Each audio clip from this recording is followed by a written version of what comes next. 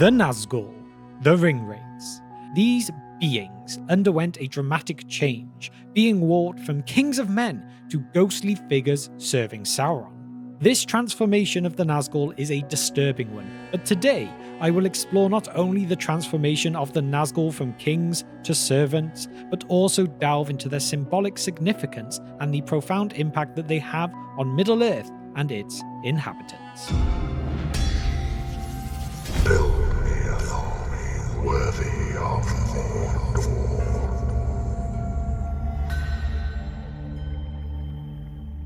Remember everyone, if you find this video helpful, informative, or entertaining today, please remember to hit that subscribe button below. By subscribing, you'll never miss out on any of our latest videos, and you'll be supporting us to continue creating great content like this.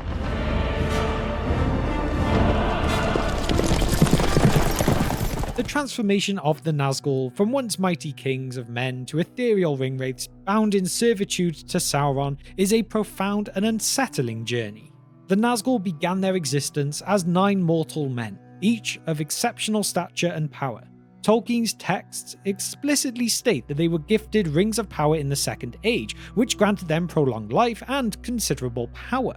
However, these rings also ensnared them, linking their fates to Sauron and his One Ring.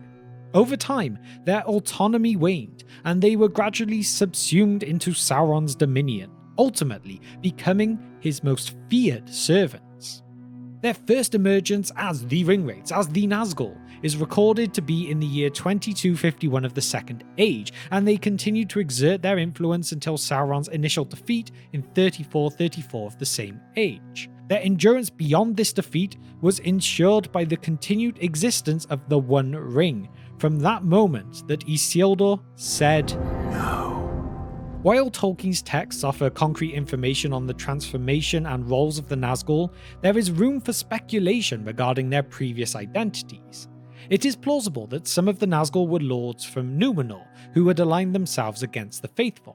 The identity of their leader, the Witch King, is shrouded in mystery, but he may have held a significant position, possibly as a warrior or priest within the cult of Melkor. These interpretations, though not explicitly stated anywhere in the texts, are derived from contextual clues and a broader understanding of Middle-earth's history, basically an educated guess. And then later, the Nazgul would re-emerge in the Third Age. The Witch King founded Angmar in 1300, aiming here to destroy the Dunedain of the North. They succeeded, but were eventually defeated at the Battle of Fornost. They then retreated to Mordor, as well as transforming Minas Ithil into Minas Morgul. In 3017, Sauron sent them to find the One Ring using information that he had gathered from Gollum. Their search led them across Middle-earth to a critical moment on Weathertop, where the Witch King wounded a certain little hobbit, Frodo Baggins. At that moment, Frodo threw himself forward on the ground, and he heard himself crying aloud, "O Elbereth, Gilthoniel!" At the same time, he struck at the feet of his enemy. That little snippet shows how close they came to succeeding in their goal, and also their role as Sauron's hunters with the threat that they pose. Their pursuit continued, even after their steeds were destroyed at the Fords of Bruinen. They rode winged foul beasts, contributing to the War of the Ring with their terrifying screams and the Black Breath, a paralysing and deadly affliction. They fought in the Battle of the Pelennor Fields, where the Witch King would meet his end. And then all the host of Rohan burst into song, and they sang as they slew, for the joy of battle was on them, and the sound of their singing, that was fair and terrible, came even to the city. The effect of that black breath being lifted was evident to see. But the end also came to the rest of the Nazgul too, when the One Ring finally met its doom as well. And then at last over the miles between there came a rumble, rising to a deafening crash and roar. The earth shook, the plain heaved and cracked, and Orodruin reeled. Fire belched from its riven summit. The skies burst into thunder, seared with lightning.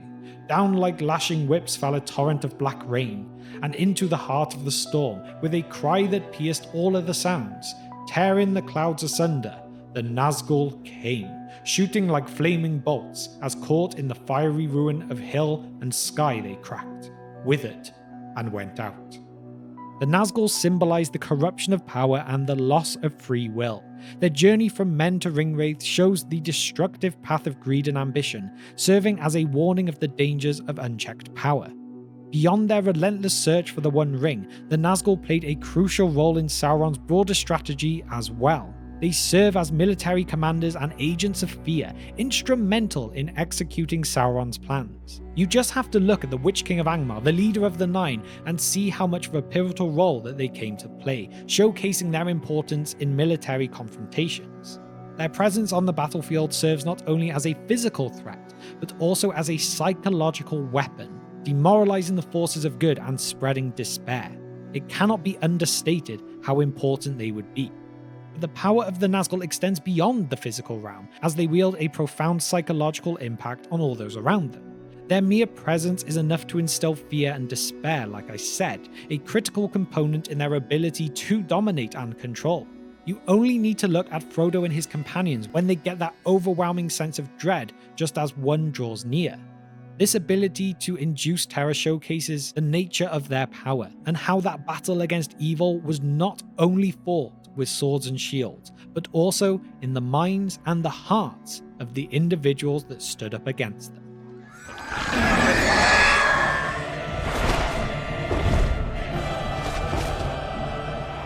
As we have touched upon, these kings of men, these warriors, these sorcerers, the once powerful members of the human race, fell victim to Sauron's deceit.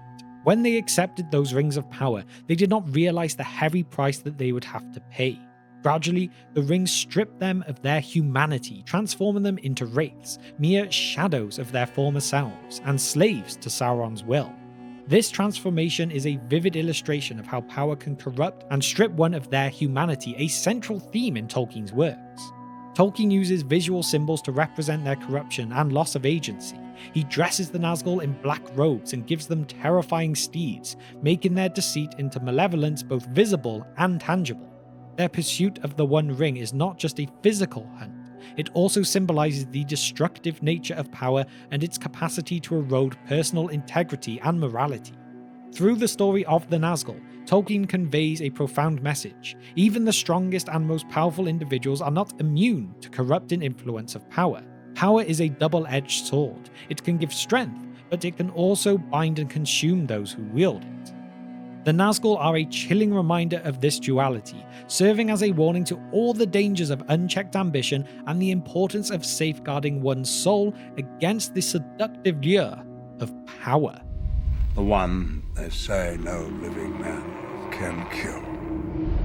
To look further into understanding the depths of the Nazgul and their power, you've only got to see how unique that they were, and not in a good way. The particular torment and bondage the Nazgul endure under Sauron's control was nothing short of awful, and Tolkien describes the nature of their power and the fear that they instill through this in one of his letters. Their peril is almost entirely due to the unreasoning fear which they inspire, like ghosts. They have no great physical power against the fearless, but what they have and the fear that they inspire is enormously increased in darkness. The Witch King, their leader, is more powerful in all ways than the others, but he must not yet be raised to the stature of Volume 3.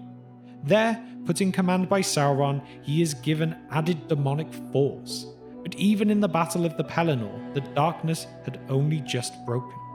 So despite a lot of their power coming in the mental aspect of what they could instill, they did still have physical weapons too, and this did play a part in the evil that they could produce. If we look at the Morgul Blade, a weapon that originated from the cursed kingdom of Angmar, this serves as a potent symbol of their power to corrupt and transform. When Frodo is stabbed by this blade on Weathertop, the blade breaks, leaving a shard to work its way towards his heart. This process threatens to transform him into a wraith, highlighting the insidious nature of their power again. Aragorn's knowledge of healing and the use of Athelas is crucial in slowing the shard's progress, showcasing the importance of wisdom and resourcefulness in combating the forces of darkness too. Then if we look at Merry's encounter with the Witch King, this also provides insight into the nature of the weapons that are associated with them. Merry's sword, while not a Morgul blade, was basically a counter to that kind of evil being. It was effective against the Witch King due to its unique properties.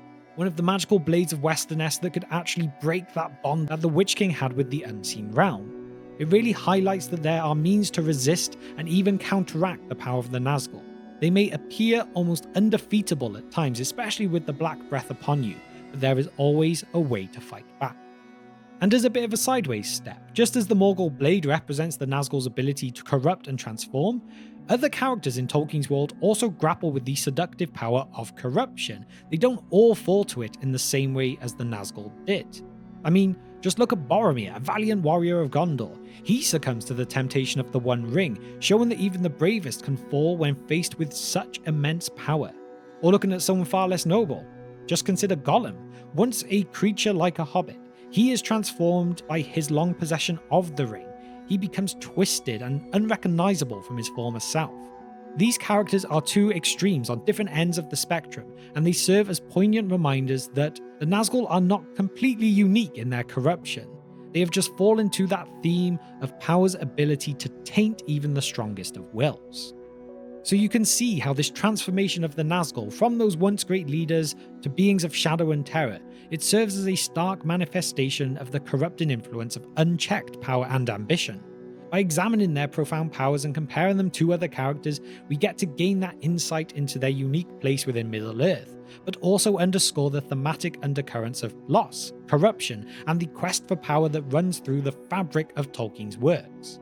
In doing so, it does help us understand the Nazgul better, not just as formidable adversaries in the narrative, but as complex symbols that embody the consequences of surrendering to dark forces and the enduring struggle between that light and the darkness.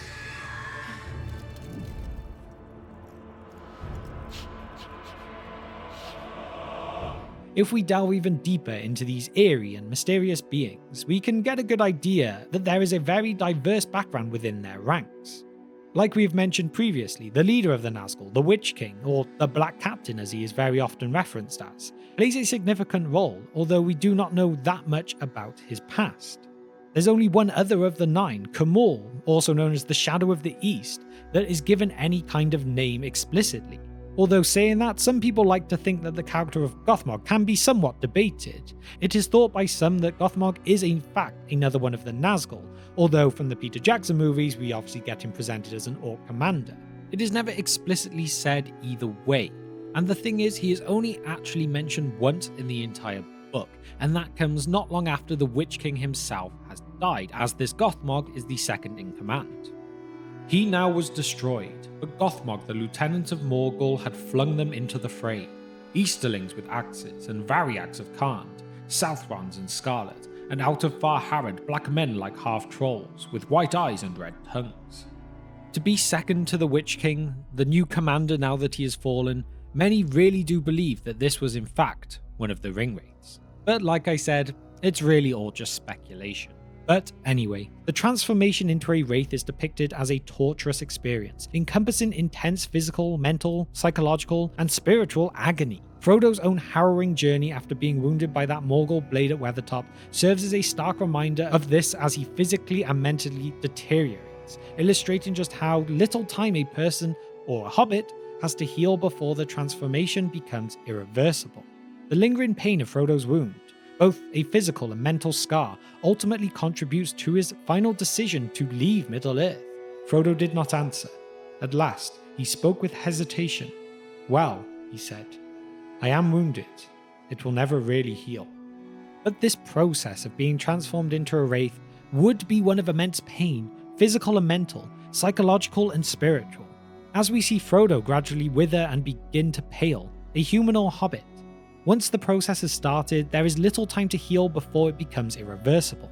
We know that the wound Frodo receives at Weathertop continues to ache throughout the remainder of the story, and is a scar both physically and mentally, which is, in part, reason enough to make him unable to stay in Middle-earth.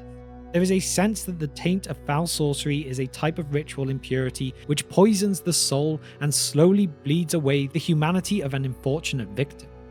In reflecting upon the multifaceted roles of the Nazgul as both servants of darkness and agents of decay, it is crucial to underscore the transformative journey that has led them to embody such duality. Their descent from once mighty kings to spectral entities, wholly ensnared by the dark powers of the rings, it is a poignant illustration of their loss of agency and the perversion of their original intentions. The rings that promised power and immortality instead facilitated a profound metamorphosis, stripping the Nazgul of their humanity and reducing them to mere extensions of Sauron's will. This transformation not only underscores the corrupting influence of power, but also highlights the tragic irony in their existence. They are both powerful and powerless, feared yet pitiable. By examining their roles through the lens of this transformation, we gain a deeper understanding of the intrinsic connection between their past and their present, and the overarching themes of power, corruption, and loss that permeates Tolkien's work.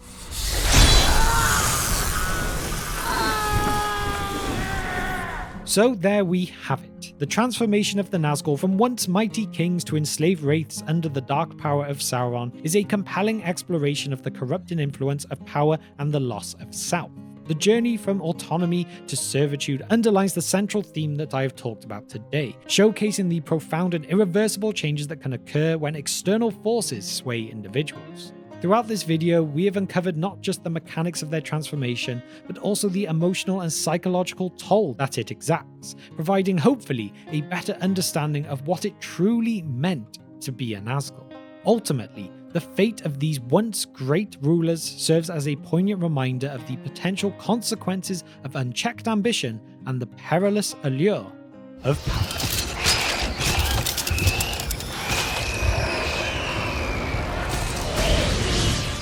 And with that now, it's time for my question of the day, which is, what is your favorite theory from your own head of the background of the Nazgul? Let me know all of your thoughts, theories, and anything at all about this in the comment section down below. And now to shout out our patrons. You guys are continuing to support our short film The Guard. We are making good progress, and I cannot thank you all enough. We of course have the Fire Demon tier member of Nashith and the Wizard Staff tier members of Andrew and Hunter. So finally, if you've managed to reach the end of this video today and you really enjoyed what you've seen, then please do consider hitting that subscribe button and getting that bell icon with all notifications ticked so that you will know when all future uploads go up. And so, thank you for spending just some of your time with me today, and I will see you next time on The Broken Sword.